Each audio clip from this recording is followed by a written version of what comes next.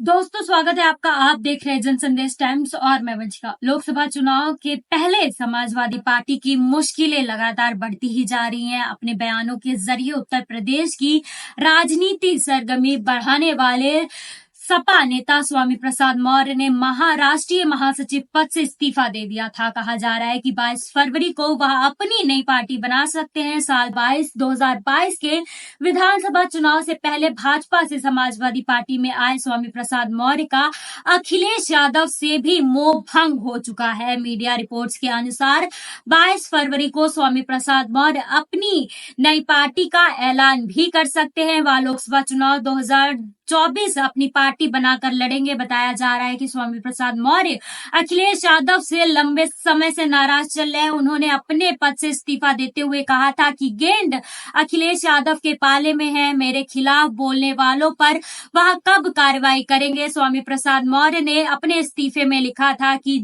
मैं अपने हिसाब से सपा के जनाधिकार बढ़ाया, लेकिन बीजेपी के जाल में फंसे लोगों को वापस लाने की कोशिश करने पर सपा के नेता मेरे ही बयान को निजी बयान बताते हैं, जबकि मैं सपा का राष्ट्रीय महासचिव हूं। इसके बाद भी मेरा बयान निजी बयान कैसे हो सकता है। पार्टी के अन्य राष्ट्रीय महासचिवों का कुछ कहते हैं तो उसे पार्टी का बयान माना जाता है। महासचिव पद के में भेदभाव क्यों हो रहा है, तो मैं इस पद से इस्तीफा देता हूं। यूपी चुनाव 2022 के बाद स्वामी प्रसाद मौर्य समाजवादी पार्टी से जुड़े थे। इसके बाद उनके करीबी नेताओं ने भी सपा ज्वाइन कर ली थी। सपा के महासचिव पद से इस्तीफा देकर उन्हें अखिलेश यादव की परेशानी बढ़ा दी थी। लोकसभा चुनाव से पहले एक तरफ सपा नेता को जोड़ने का प्रयास कर रही है, तो वहीं बड़े जनाधार वाले नेता उसका साथ छोड़कर जा रहे हैं। स्वामी प्रसाद मौर्य के बाद पूर्वी केंद्रीय मंत्री सलीम इकबाल शेरवानी ने इस्तीफा दे दिया है। वह भी पार्टी के राष्ट्रीय महासचिव थे। उन्होंने अपने इस्तीफे में लिखा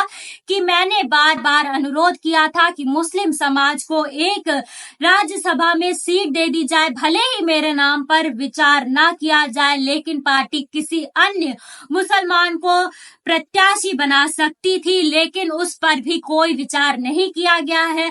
अब देखा जाए तो कहीं ना कहीं 2024 के लोकसभा चुनाव से पहले समाजवादी पार्टी को 3 बड़े झटके लगते हुए दिखाई दे रहे हैं। एक तो स्वामी प्रसाद मौर्य का राष्ट्रीय महासचिव पद से इस्तीफा देना, दूसरा सलीम इकबाल शेरवानी का महासचिव पद से इस्तीफा देना, और 2024 के लोकसभा चुनाव में स्वामी प्रसाद मौर्य का अपनी पार्टी बनाकर लोकसभा चुनाव को लड़ना।